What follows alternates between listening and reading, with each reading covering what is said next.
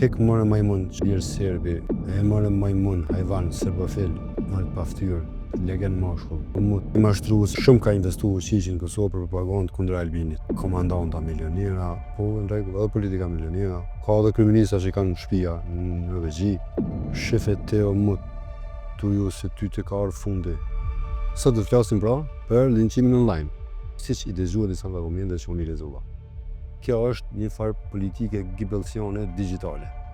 Në Kosovë, fushatat zgjedhore nuk përgjasin më një muj, 3 javë, 2 javë, edhe 10 varësisht prej modelit të zgjedhjeve, ajo që është zakonshme në të rregullta. Tek ne fushata zgjat të 50 vjet. Vetëm sloganet ndrohen. Dhe arma kryesore nuk është në tutje as pankarta, as tubimi, as debati. Arma kryesore është linçimi në rrjetet sociale. Të këtij lloji, edhe më tashka, edhe më buta, sot nuk po flasim për një koment nervoz që mund të jetë këtu.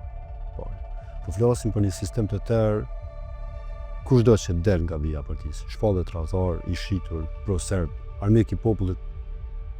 Po flasim për ushtri digjitale, faqe të koordinuara, profile të rreme, siç i kam unë këtu, dhe siç mund të shihni këtu, që kanë vetëm një mision, të shkatrojnë reputacionin e kujtdo që nuk i përkulet liderit të këtyre komentuesve ose të këtyre militantëve. Kush e nisi këtë kulturë? Pik kujt dul kjo kulturë e të komunikumit nëpërmjet rrjeteve sociale?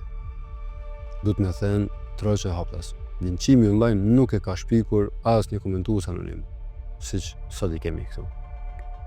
Këtë që po ndodhe ka ideruar politika.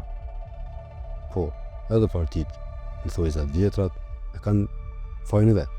Kanë pasur portale edhe ato, të vetat, kanë shpërndar propagandë, kanë sulmuar ko paskuar kundërshtarët, por ka qenë kornizat e asaj që është quajtur gjithçka politike.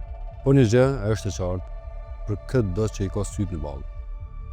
Lëvizjeve vendoese e kryeministit detyrë e ngritën këtë kulturë në nivel sistemi.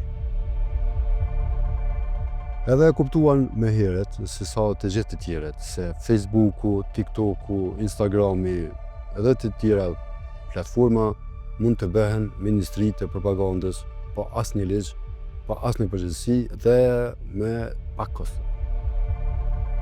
Që në opozit ndërtuan grupet e para të koordinuara. E kanë thënë mjaftueshëm ish zyrtar të partisë dhe vendosje në studia. Ushtri digjitale, grupet e mbyllura të militantëve, profilet që sulmonin gazetarët, analist, aktivist, besa dhe ata që flisnin dikur në Hyde Park, modelet e ngjashme. Kudo, ku duke një mendim i pavarur, kjo ushtri i nshoi në kurriz. Kush e mban mend e di, nëse kritikoje Albin Kurtin, bëheshe automatikisht ose i shitun të PDK, ose mercenoj LDK-s, ose i pagdhendur ja OK-s, ose i paguar nga Serbia. Të gjitha këto pa asnjë argument, vetëm etiketime. Çfarë ndodhi kur lëvizjeve vendosje erdhën në pushtet? Kur këta erdhën në pushtet, në vend që të shuhin kjo kulturë, për shkak se erdhën në pushtet, e morën pushtetin nëpërmjet gjitha lutrave duke vështirë këta e bën të kundërtën, e institucionalizuan sharë etiketimin e linçimit. Tani nuk kemi vetëm aktivistë revoltuar, kemi zyrtarë të shtetit, të cilët hapur bëjnë shpërndarje të linçimeve. Sulmojnë qytetarët, gazetarët, opozitën, me një gjuhë që në çdo vend normal do të quajmë minimalisht e papranueshme. Kemi kryeministër që nga foltura e kuvendit, nga konferencat e tij për kryeministrie, nga studiet televizive, në cilat boll rrallë ka shku. Ka fol me emra mbi emra për kundërshtarët e vet. U ka vendosur etiketa. Dhe mandej ushtria e tij digjitale shkon e kryen punën e tij të pestë me komente, sharje, etiketime. Kjo është metodë gibelciane moderne. Lideri jep sinjalin, struktura e partisë amplifikon, turma në rrjet bën ekzekutimin publik. Në këtë kuptim, autorët, administratorët dhe ideatorët e këtyre kanë emra dhe mbiemra. Lëvizjeve vendosje dhe Albin Kurti. jo si të vetmit fajtuar, por si ata që këtë model e kthyen në standard politik të politikës e tyre. Sa i rrezikshëm është ky sistem. Dikujt mund t'i duket veç Facebook, kështu si shpesh jeni edhe këtu. Por shikoni çka po ndodh.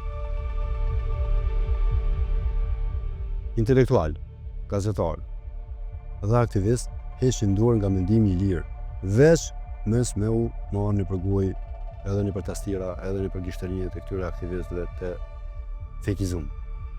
Një pjesë e shoqërisë rrin me frikë me shkruar një status. Mos për i bjen turma sipër. Të falni shprehje me sperm, si thot Milej Mzeka. Të rinjt rriten duke menduar se debati është luftë, jo argument. Kjo është vrasja ngadalshme e demokracisë, të cilës vrasje po i ndihmon Albin Kurti, edhe si kryeminist ose si një udhëheqës i një partie që ka zhvilluar dhe ka moderuar deri tash sot. Kjo është vrasja ngadalshme e demokracisë, sepse demokracia nuk vdes vetëm kur vjen dikush me tank, ose me mitralez, ose me minahelz, ose vdiq me groshtet. Vdes edhe kur një popull fillon me vetë cenzurë, se vetëm pse i friksohet linçimit. Edhe duke mos reaguar i pari i qeverisë, i bjen që është me ta. Sot sulmuar një gazetar, nesër mund sulmuar një mjek, pasuesi i rrugës mund të bullizohet, cili do që nuk mendon si partia ose që nuk vepron në shërbim të partisë, shkon për uflla. Ne po shndrohemi në një shoqëri ku njerëzit nuk pyesin me çka është e vërtetë, por çka ka me thënë ushtria online e partisë X, nëse une e kam këtë mendim. A jemi në fushat elektorale, edhe pak ditë do t'im zyrtarisht. Kjo do t'jetë kulmi i linçimit. Sepse në të tilla kohë fushatash, kjo gjë ndrohet në sport kombëtar. Nuk lufton me askush me ide. Por fytyra, familja e jeta private e njerëzve është në tabak, tepsi. Kandidatët demonizohen, kriminalizohen, me manipulime, me foto jashtë konteksti, me video të montuara, dhe kjo nuk vjen nga ndonjë qytetar i thjesht, apo nga ndonjë qytetar i frustruar. Vjen nga shtabet, nga zyret, nga spin doktorët e paguar. Dhe këtu përsëri lëvizja vetëvenduese ka qenë kampion i kësaj strategjie. Të tjerët pas e kanë kopjuar. Po, e vërtet. Por origjinali i kësaj shkolle ka adresë edhe ka logo. Kjo është adresa dhe kjo është logoja. E ku do të na çojë kjo? Nëse vazhdojmë kështu, kemi disa skenor fatkeqësisht zep.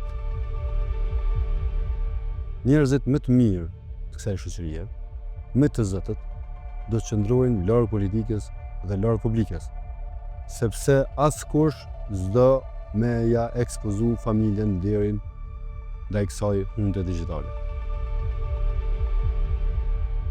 Do të mbesin vetëm fanatikët, militantët dhe servilet në skemin politike dhe mirë është e fatkeqësisht edhe në krye të institucioneve dhe në krye shtetit.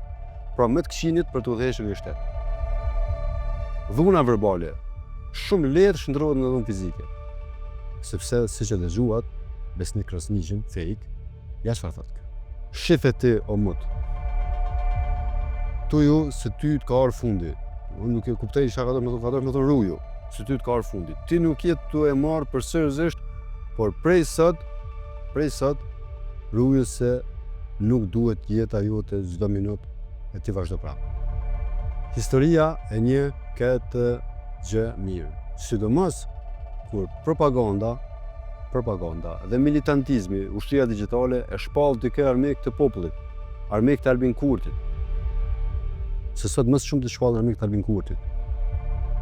Sukari në qenë ka pejgamber.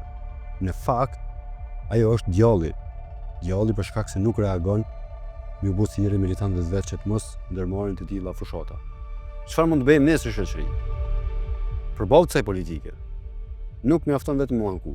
Ka disa gjëra minimale që mund të ndërmarrim si shoqëri. Me e refuzu rolin e veglës. Mos e shpërndaj, bro, mos e shpërndaj. Çdo linçim, veç pse e sulmon dikesh që s'e ti. Me mbrojt me dimi ndryshe. Edhe kur sfajtohesh, edhe kur s'është i konceptit ton, duhesh me pajtu me ta, në kuptimin me mbrojt. Sot është ai, nesër mund t'jesh ti. Dhe mbi gjitha, duhet me kërku përgjegjësi nga partitë.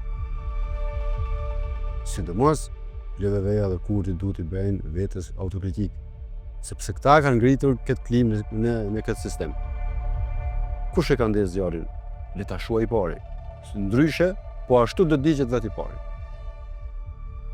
Me mësu fëmijët tonë se debati bëhet me argument, jo me lënç.